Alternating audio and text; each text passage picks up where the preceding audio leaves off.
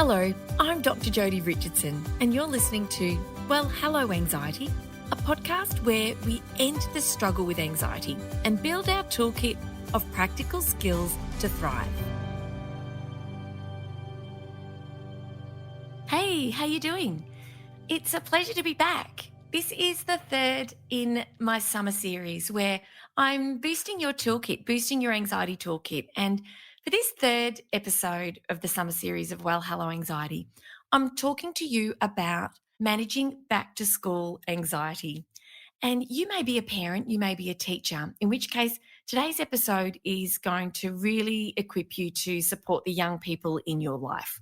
If you're not a parent, you're not a teacher, you don't work with young people, I encourage you to tune in anyway, because a lot of what I'm going to be sharing today will apply in your own life. And if you care for someone who manages anxiety, even if they're an adult or a young adult, a lot of what I'm sharing today applies not only to back to school anxiety, but to anxiety in general. So it really is such a pleasure to be back with you. And I'm excited because I'm pre-recording this a couple of days before we take a bit of a family holiday. We've been lucky enough to stay well and safe so far. And it'll be really nice to get away and have a little bit of a break, a bit of a recharge. And of course, the episodes will keep coming and dropping in every Wednesday into your feed. So if you haven't already, please subscribe. And in doing so, you won't have to do anything but just press play when the new episodes drop in. Another thing I'd love to invite you to do is to come and join me over on Instagram. Oh, I love chatting with people and meeting people over on Instagram. So join me there if you're not following me already at Dr Jodi Richardson. So back to school anxiety is something that challenges a lot of families in the week or two or three leading up to the start of the school year. And here in Australia, school goes back at the end of January. We're not really sure what's going to happen. I'm recording this in the first week of January, and Omicron is going nuts, going bananas. So we don't know. We don't know what's going to happen with school. I'm really hoping that the kids can get back into the classroom as they did at the end of 2021. We shall see. But of course, that uncertainty is much of what feeds into anxiety. And the back to school anxiety for some children might be, are we going back, or are we going to be back home learning, back doing the homeschool thing? For others, it's starting a new school year. It's starting a new school year with a new teacher.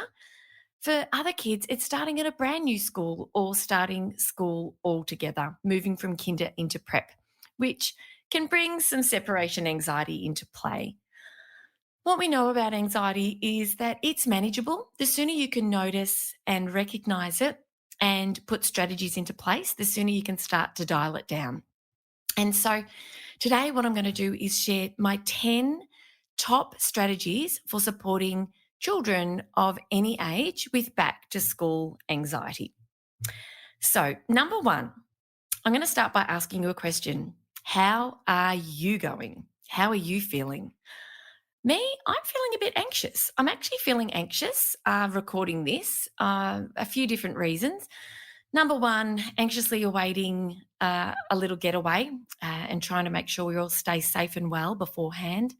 Number two, I'm recording this at home while the kids are on holidays, and I do ask everyone just to take a break from the usual movement around the house and stay quiet. And I've already been interrupted twice, so taking some deep breaths. It's not a big deal. It's not a big deal, but it can, sometimes it's the little things that can set those of us off, those of us with anxiety off when we're already feeling a little bit heightened. So I'm aware of how I'm feeling.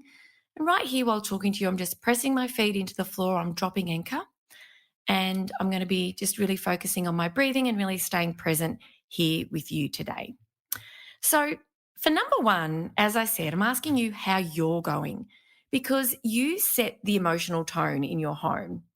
And our kids pick up on how we're going. They do. And before, when I got interrupted for the second time, actually it was the third time. That's probably why I was starting to get a bit edgy. I was a little bit snappy, and I realized, oh, hang on a second. I can see what's happening here. I can recognize this for what it is. Taking another deep breath and I realized that in me being a bit snappy, that that's setting the emotional tone in my home in a way that I'd really rather not. And so, what we know about anxiety and stress is that it can be contagious in our homes. And what we need to do as parents when we're supporting anxious kids is to consider how we are in ourselves and to really take care of ourselves. So my first strategy is about looking after you. Looking after you, make sure you've got the time to recharge, to talk through any challenges, any worries in ways that really support you, whether or not you're concerned about COVID, how that's going to impact your working life, your family life, how it's going to impact kids' schooling, how it's going to impact other members of the family, and how it might already be impacting friends. Just take a moment to reflect on how you're going and what you might need to help sort of regulate your own emotions and sort of settle your own emotional temperature if necessary. When we're talking to kids about anxiety, we don't want to, I don't subscribe to the idea of positive thinking. We've got to think positively. That can actually backfire. So what I'd ask you to consider is when you're talking to your child about their anxieties for school, do what you can to remain calm in that green zone when we're talking about polyvagal theory in the green zone, and remain optimistic and confident while also being realistic. So that's my first strategy, is look after yourself and just be mindful of the emotional tone that you're setting with your family and in your home. And of course, we all experience a whole range of emotions, but I'm really making this suggestion in reference to conversations you're going to be having with your anxious child. If you're having a conversation with a child who's anxious, it's important that you're able to regulate your own emotions beforehand. The second strategy I'm sharing today is all about inquiring how your child is feeling about returning to school without asking really leading questions. So we wouldn't want to say, "Are you feeling anxious about school going back?" That's not the way to go about this. But just to sort of just casually and where possible in a bit of a casual, offhanded way, just, "Oh, school's going back in a couple of weeks. That's coming up, isn't it?" And just sort of just planting a few seeds, see what comes back at you. If they're feeling anxious, you might be able to tell by the way their body's reacting. If kids are feeling irritable or starting to worry, then there might be some telltale signs about anxiety sort of brewing in anticipation of return to school. When you do pose a question about school coming back, and I did this with one of our kids earlier, I said, "Oh, she was saying how fast the time's going." And I said, "Oh, yeah, I know. School will be back on us in a few weeks. And how are you feeling? How are you feeling about school going back?" Just a general question, and she was excited, which was awesome. So we can ask these questions without making any reference to stress, anxiety, or any concerns. When you do ask whichever question feels right for you, be present. Make sure that you're actually able to listen.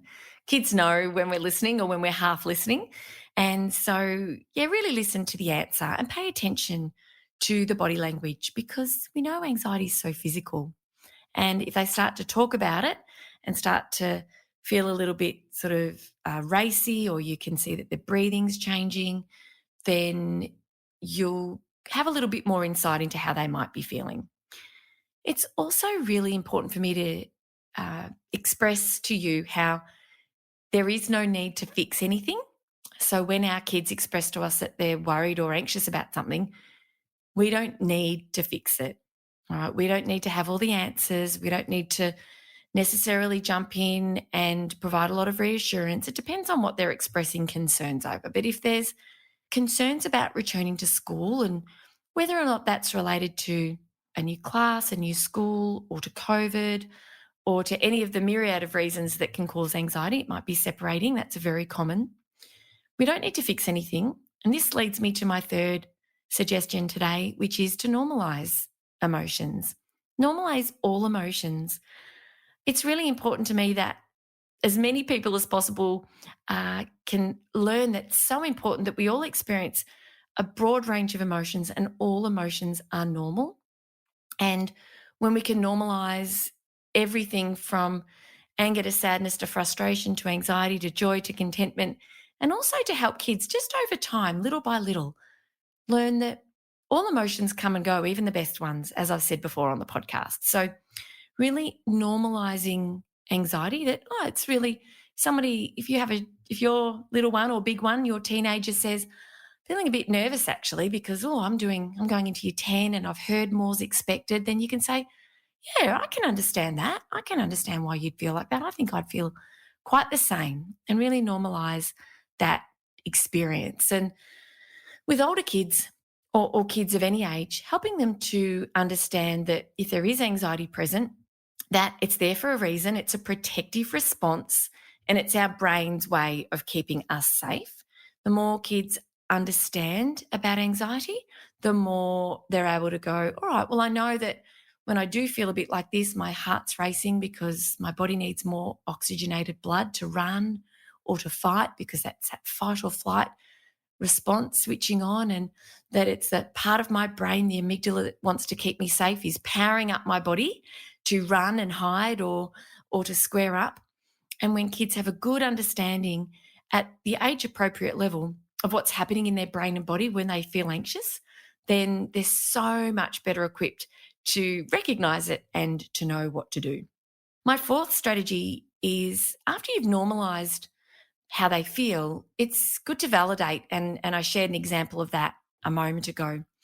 Really validating how our kids feel at any stage, not just when they're anxious, but if there's a little one expressing, I don't want to leave you, mummy, uh, it can be really, or daddy, of course, it can be a natural response to want to say, you're going to be fine, no need to worry.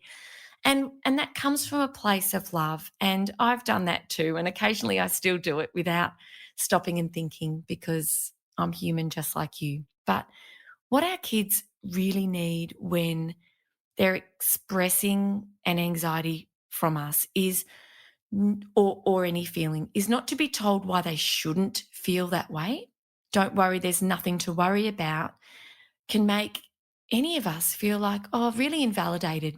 What we need to say, and what's really helpful in this situation, is to be able to say, oh, I can understand why you'd feel like that. Yeah, we've spent a lot of time together over the past couple of years, haven't we? So I can understand why going back to school and being at school away from me, whether you're mum or dad, or auntie or uncle or grandparent or carer, just really reinforcing that idea that, yeah, being away from that, that will be a little bit hard, but also really letting them know that, but I know you can do it, and I'll be there to drop you off, or I'll be there to pick you up, or you'll be at school with, Bob and Jim and your friends and Sam and Samantha, and emphasizing some of the great people that'll be around them while they're away from you. So not invalidating how they're feeling, but really validating it's normal to feel like that. I'd feel like that too. A lot of other kids are going to feel the same, but really instilling that idea in them that I know you can feel a bit anxious about being separated, a bit nervous about not being with me, but I also know that you can feel like that and you can still be brave and take those steps through the school gate and do all the amazing things that you get to do in a school day. Anxiety, when it's related to returning to school, can be helped by my fifth strategy, which is all about doing some practice runs. So if you have a preppy starting school, I would be now, in the few weeks leading up to school, going and parking where it is that you think you might be parking, because parking at school can be anxiety provoking. I think there are 6 different places at my children's primary school where we can drop off and pick up, and there's a lot of traffic moving through the whole time. So familiarise yourself with where you'd like to be, and most schools will hopefully help you become more familiar and comfortable with the movement of traffic as well. I know as parents at my primary school, the kids' primary school, we did a dry run as well. We would practice using the kiss and go. And even if you weren't normally going to be using the kiss and go, they asked all families to practice and made a time for an early prep pickup so that we as parents could experience what that's like and become more comfortable and more familiar. What we know about anxiety is when we can approach the activity that is causing us anxiety and chip away at moving towards that activity in full or repeating that activity, it really does help to settle our nervous system and really help to build our confidence and reduce our anxiety. Because I tell you what, when our eldest, who's now at high school, started primary school, there was no way I was getting in that queue of traffic. I just felt really anxious about that. That was a long time ago.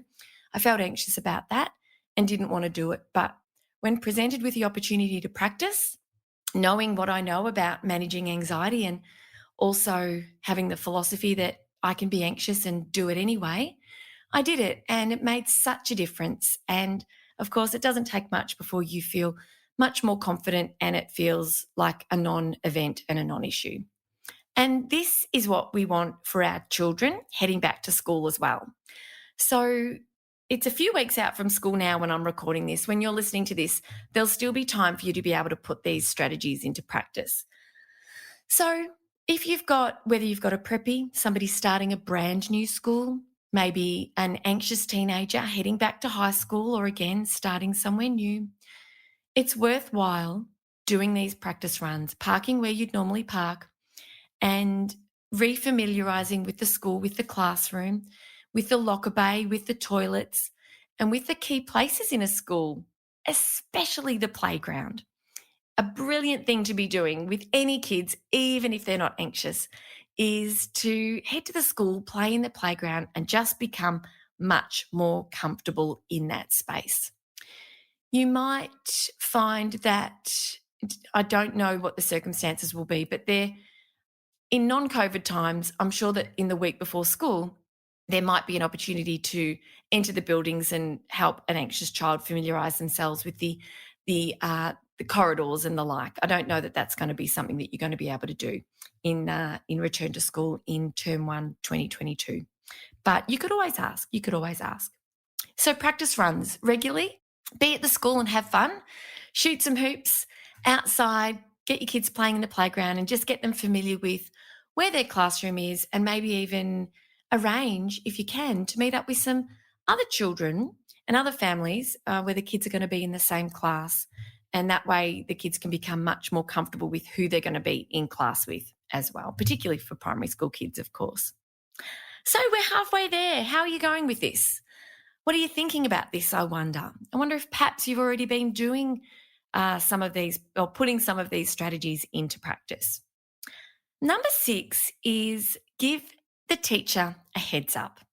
Hopefully you've got the email for your child's class teacher. And if your child is at high school, then I would contact the head of year. And I don't know whether or not you'll get a reply straight away, but rest assured teachers will read these emails and have ahead of time this understanding that your child might just need a little bit of extra help. And that might mean when he or she arrives at the classroom, they might be asked to do a little job, maybe to set up the tables with some games or toys if it's an orientation into a new school with preppies where it's play-based learning to begin with. They might be asked to walk a notice with another child to the office. Teachers are really clever at finding ways to engage children in activities that can help take their mind off separating from mum or dad. If you're not, as a parent, allowed to enter the school, you may need to arrange for a handoff. And most schools will have a teacher or even the principal at the gates or at various gates or a particular gate where you can arrange to arrive in the kiss and go and meet a teacher who's able to then take your child off to their classroom. So you can just share a confident and quick goodbye and then head off so that initial kind of separation isn't drawn out, and that the sooner that child is able to separate, the sooner they're able to engage in what's around, connect with a friend or two, and hopefully just really settle into the school day. So you may like to consider giving your classroom teacher or the head of year a heads up and make any special arrangements if you think that that's going to be necessary. Going back to the idea of a practice run, which was my 5th strategy, another thing that I'd love to recommend is if you think separation from you is going to be a problem, start building on that now. Start building on the idea that you can't be with your child during school hours. And so you might like to make arrangements to get out of the house and have your child in the care of another family or the other parent or another family member, so that you can start to practice that separation. And I really recommend always, when you are separating with a child, it's always the very best thing to do is to say goodbye. It can be tempting sometimes just to see them engaged in an activity and want to sort of sneak out the door, but that's not the best approach, because that just creates more uncertainty the next time that child's dropped off. So make sure you say goodbye, and with a calmness and a confidence and reassurance that you will be there to pick them up at the end of the day, and you can't wait to hear what the best thing about the day was. So I'm fast forwarding now. Obviously, we've talked about number 6 to number 7, which is just familiarise yourself with the signs and symptoms of anxiety so that you can recognise if anxiety is beginning to bubble up. So when you're able to recognise it in your child or teen, you can help educate them when the anxiety is bubbling up as well. Because what we really want ultimately is for all our children and our friends and family and anyone who experiences anxiety that can become a problem to be able to manage it themselves. Obviously, little kids will have lots of support for a long time, but by year 7, year 8, year 9, if a child's able to recognise that their anxiety is bubbling up and they know what type of grounding technique helps to settle their system, then they can really build on these self-regulation skills. So teenagers are self-regulating all the time, whether or not they're helping themselves to food, or they're choosing to exercise, or arranging catch-ups with their friends, or they're putting themselves to bed or having a sleep in if they need it, regulating their screen time. Self-regulation skills are essential. We want to build these in our kids. So in terms of number 7, it's about recognizing signs and symptoms, helping your children to recognize their own signs and symptoms of anxiety, and practicing a grounding strategy that works for them, their own grounding strategy. My grounding strategy, I have 2 really. I use deep, strong breathing, because that shows my brain I'm safe, it settles my system. I also use dropping anchor, which is a grounding strategy that I will introduce you to on another occasion. These are 2 of many strategies, and really the fundamental way to think about grounding an anxious child back in the present moment is to help them get out of their head and into their body, out of their head and into their body. And a great way to do this is through the senses. So it could be choose a colour. Carly Taylor in episode 1 talked about she looks for the colour blue. So if it's a grounding strategy that requires being present in the moment, you can use vision, the sense of vision, to look for the colour blue. And as the child's looking around for all of the different places they can find the colour blue, it's bringing their attention back into the present. It's taking their mind off their worries and off their future thinking, which is so common with anxiety. It's helping to settle their nervous system and settle their anxiety. Other grounding strategies could include using some sort of a popper or one of those squishy balls, something tactile, something that has a feel about it that helps to use the sense of touch to help a child get out of their head and into their body. Movement is another powerful one. And last week's episode was all about the power of exercise. So number 7 is really about recognizing how does anxiety look for your child? What does it look like? Is it an upset tummy? Is it a headache? There's so many physical symptoms, and my episode Anxiety 101 will really help you to revisit this if you would like a refresher around what anxiety looks like. When your child has really, together with you, identified a grounding strategy that works, then it's important to practice it regularly and help remind your child to really draw on that grounding strategy when anxiety is building. And so one of the things that we do here, because anxiety is normal, everybody gets anxiety, is if somebody's getting anxious, something important's coming up, we've got a really squishy ball that we play a really good game of catch with, and it's it's so soft that you can throw it quite hard, which is quite cathartic. We go outside, we throw and catch, and that's a really great way to get out of the head and into the body as well. But we do want children, and we all need to have a strategy we can put into place that is our own and that we can do on our own. Kids can do in class, and it's probably helpful if you share what that strategy is with their teacher as well. Okay, number 8, keep the conversation going. Talk regularly, and don't let this be a one-off. And the thing about anxiety is it's an ongoing conversation, as are most family conversations. Things like screen time, it's not a one-off. Things like sex education, it's not a one-off. It's really about open communication and being able to sort of revisit these conversations as required or when needed. And so another thing to do in these conversations is not only talk about the how you're going to manage the challenges of returning to school if anxiety is a problem, but what are the positives? What's great about school? What is your child looking forward to? What do they love the most? And who are they really excited about seeing? Number 9 is about getting back into a school routine. So if you haven't already, I recommend highly getting back into a sleep routine that is not so fuzzy at the edges as it has become around our home over the school holidays.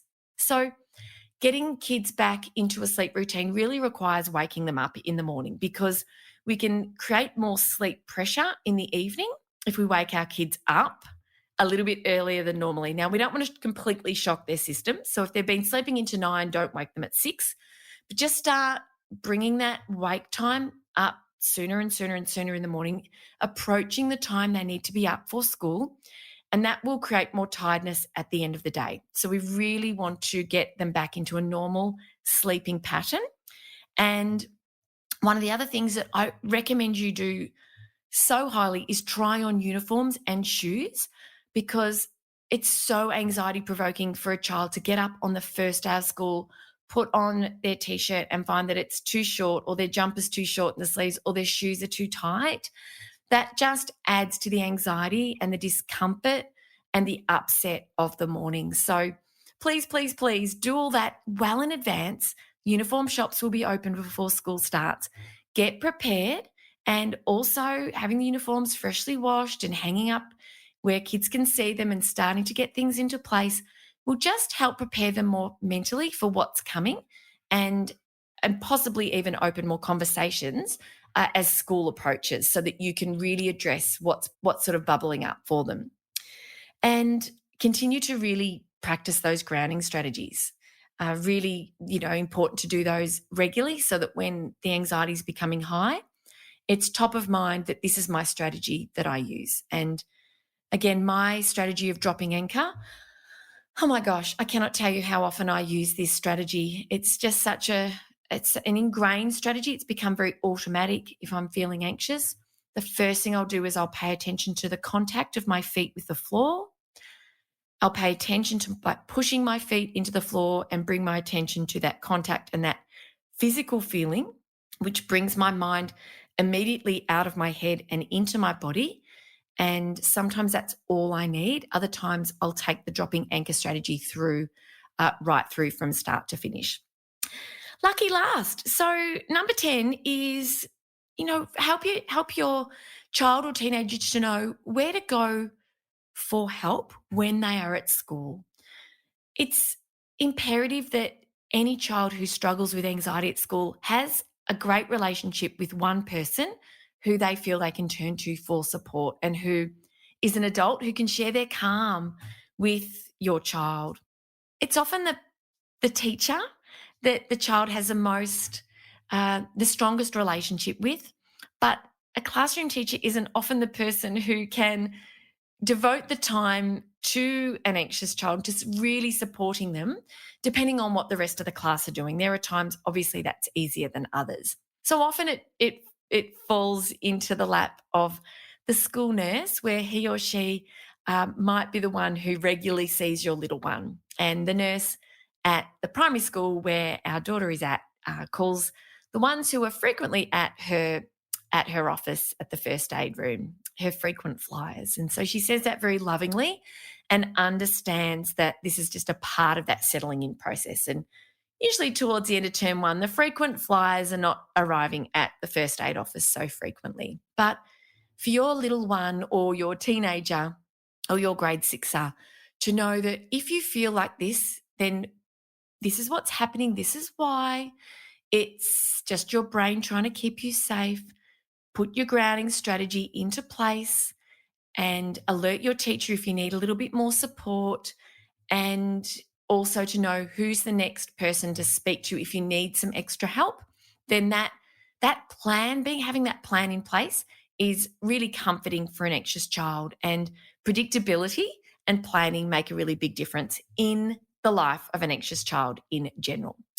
So I'm going to summarize by listing the 10 strategies that I've shared. And if you've got strategies that you love that have made a really big difference in your life with your anxious child, please share them with me. Jump on Instagram, share them in the comments. I always post up about the podcast. It's a great place to do it because I don't have time to share every strategy, but we can, as a community here, support one another. So my top 10. Number 1, you set the emotional tone. Number 2, ask how they're feeling and listen. No leading questions.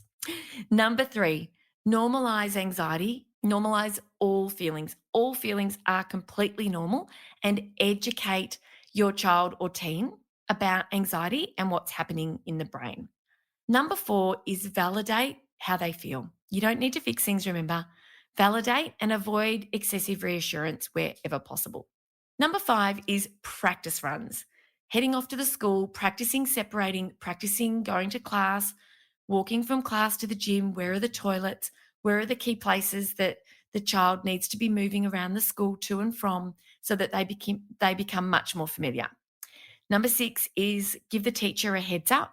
Number 7, recognizing signs or symptoms, making sure your child can understand how anxiety shows for them, and using a grounding strategy, getting out of the head and into the body. Number 8, keep these conversations going, okay? And talk about the positives of going back to school as well. There's so much to look forward to. Number 9 is get back into a school routine. Number 10 is really identify who are the people that your child can turn to for help at school. So, what do you think about all that? I'd love to know if you put any one of these into practice. You don't have to put them all into practice. Love to know if this makes a difference for you. I thank you very much for joining me, and I'm going to sign off. And I really am so grateful for your company. It really does mean the world that I can use this podcast platform to share what I've learned and really hopefully make a difference in your life. So thank you to everyone who lets me know the difference that this podcast is making. I really appreciate it. So take care, and I very much look forward to seeing you next week, where I will be sharing an amazing interview with the incredible Dr. John Forsyth. Cannot wait. See you next week. Bye. Thank you so much for joining me for this week's episode. If you enjoyed it, please subscribe and leave a review.